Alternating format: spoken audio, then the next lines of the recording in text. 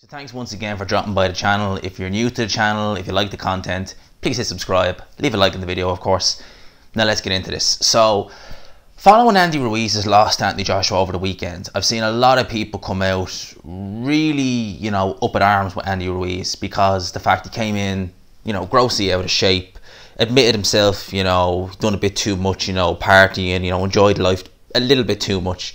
And a lot of people, including myself, felt, especially seeing at the weigh-in, now even though I wasn't alive when Douglas fought Holyfield, but it just kind of stunk at that. You see someone with a good performance, they go out, they go off, they come back heavier, they don't look near as good, and they end up losing in their first defence. And people start asking the question, are they a one-hit wonder? Are they going to go down as a weak heavyweight champion? Well, I kind of feel that I need to answer that question in this video, and I want to use comparisons. That's why I have the laptop going here, because I'm going to look at Andy Ruiz's resume. I'm going to compare him to some of the other kind of weaker champions throughout history, just to kind of see where they kind of stack up. So Andy Ruiz, we know his record now is 33-2. So obviously he's had the loss to Anthony Joshua, and the thing that jumps out at you, even when you're on BoxRec, is the weight of 283. And I'll tell you now, Andy Ruiz, the two other fights he had where he was heavier, okay? So there's only been two other fights where Andy Ruiz has actually been heavier, and they were both in 2009. Okay, they were his first two fights. His first fight was a first round knockout in Mexico, and wow, these guys were heavy. Ruiz was 297.5, so nearly 300 pounds, and his opponent, a guy called Miguel Ramirez, was 240 pounds or 340 pounds. So a hell of a lot of weight in the ring that night. Hell of a lot. Then the fight after that, he was 295. And since then, Ruiz's weight has just been fluctuating. There's been occasions where he's been in the 240s. They've been very rare, but he's been there. He's been up as high as the 270s. It's the fluctuations in weight that's really a problem with Andy Ruiz. But when you look at his resume, there's names here. There's names like, Rafael Zambarno Love, recognise his name. Sergey Lakovic, recognise him. Ray Austin, recognise him. Who else? Devin Vargas, he's kind of a fringe contender. Kevin Johnson, Demetrenko. Obviously, the biggest name in the win column will be Anthony Joshua. So, in a nutshell, that's Andy Ruiz. That is Andy Ruiz's resume, basically in a nutshell. So, it's not a terrible resume by no stretch of the imagination. But let's look at, in my opinion, one of the weaker heavyweight champions in history and in this era. The man who walks the earth like a god. The prince himself, Charles Martin. No names on that resume. There's literally nobody. The two biggest names on it are both losses. Adam Kalnacki, that was a good fight, to be fair, that was a good fight. And AJ, where he basically, lay down. Best win on his resume is Vyacheslav Glazkov, who blew his knee out in that fight. You can go back and watch that fight. Blew his knee out. He hasn't fought since then, to be fair. He has a win over Zambarno Love, to be fair. Tom Dallas, Alexander Flores. These are fringe contenders / journeymen. Probably Charles Martin's two best wins are Vyacheslav Glazkov. Is it Glazkov? Yeah, Glazkov. And Joey DeWayko. He actually stopped Joey DeWayko. I think he's the only guy who stopped Joey. Yeah, he is. He's the only guy to stop Joey DeWayko. Because Joey DeWayko he's a bit like Kamil Sakalowski. He's one of those journeymen who they come to win, and they end up upsetting a lot of people. And and a lot of the fights they're taking them, on extremely short notice. Very, very, very short notice. So they're never quite in perfect nick, if that makes sense, to go. So let's look at the man who Andy Ruiz is being compared to, Buster Douglas. So Buster Douglas, prior to knocking out Mike Tyson, there's really nobody on his resume to write home about. If you look at Buster Douglas turned pro in 81. He lost his fifth pro fight by a second round TKO to David Bay. David Bay was a journeyman, really, was a fringe contender / journeyman. Who else? There's no Randall Cobb. He got a majority decision win over him, and Douglas took that on 3 days' notice as a substitute for Trevor Berbick, it says here on BoxRec. So Randall Cobb got a loss to Jesse Ferguson, lost on points that fight. Obviously lost to Tony Tucker. You know, he was ahead in that fight. He was ahead narrowly, but he was still ahead, and you know, fell apart at the seam in that fight. Really beat Trevor Berbick, but Trevor Berbick was a very poor heavyweight champion. And then he got a win over Oliver McCall, and that was not a close fight. To be fair, that prior to Doug Tyson, that's probably Douglas's best win over McCall. Not a close fight. Go back and watch it. It was not a close fight. Then we get to Mike Tyson. Obviously, huge upset, and that to me is a bigger upset than Ruiz Joshua by a country mile.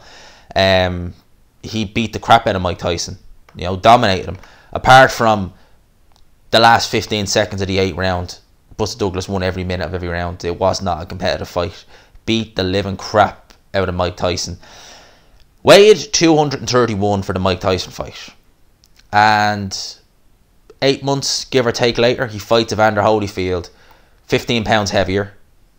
Alright, and he looked every bit the 15 pounds heavier. And yeah, he basically lost 2 rounds pretty decisively and got taken out by Holyfield. And what happened to Buster Douglas after that, and I really hope this doesn't happen to Andy Ruiz, is Buster Douglas just basically took his money, went home, became a diabetic, was on the verge of death, and you know, obviously got him back self in shape, you know, because he was out of the ring for nearly 6 years, made a comeback, and he just fought journeyman really, and then he got stopped in a round by Lou Savarese. Lou Savarese, for those who don't know, he's the guy Mike Tyson fought in Hampden Park. I think it was 2000 or 2001. I think Mike Tyson was on coke in that fight. And he basically, even though the referee jumped in and stopped it, Mike Tyson was not letting up. And he was going for it. You know, he was really going for it. So, in terms of overall resume, I think that I think Andy Ruiz is probably better.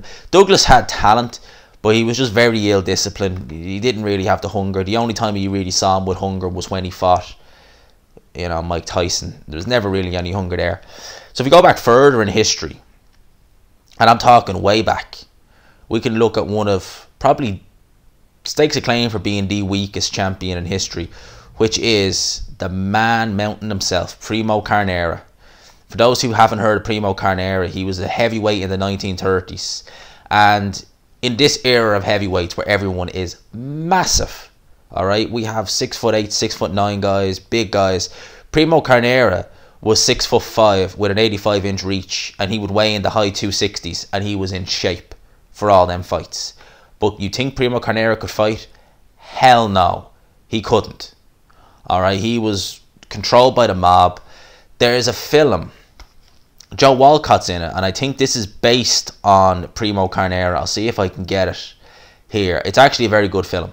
It's a very good insight, and I forget the name of it, but it's a really good insight. And basically, they're just explaining how, I think Carnera is the fighter they're like trying to describe.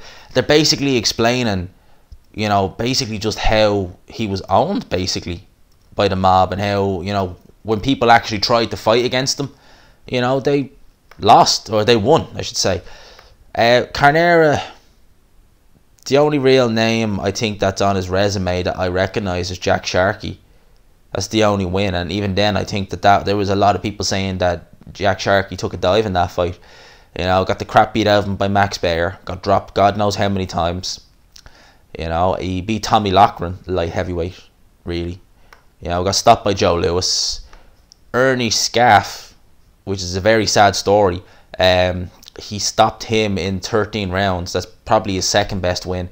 It's a very sad story about that. Ernie Scaff, I think a lot of people think he had brain damage going into that fight. He took the fight and he's gone after that. He was dead after that. I think it was a jab that stopped him, and it literally stopped him. It's a sad story as well. I think he was only like 24 years old. So, sad story. So, there are some examples of weak heavyweight champions.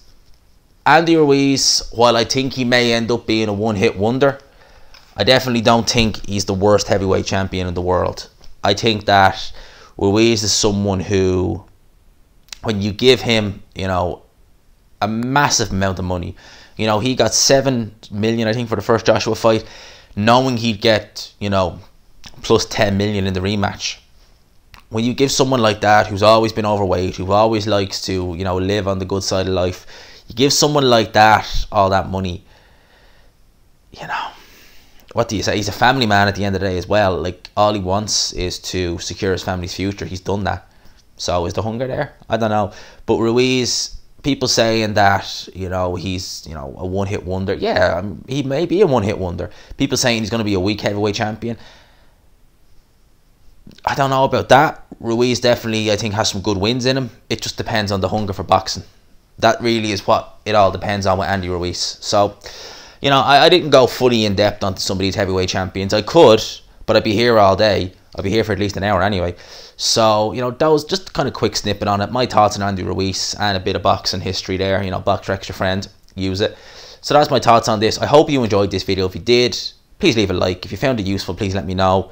Let me know what you think down below. Is Andy Ruiz just a flash in the pan, one-hit wonder? Or do you think he can come again? Let me know what you think down below. I hope you enjoyed this video. If you did, please leave a like. Subscribe, of course, if you're new. And as always, I will talk to you after.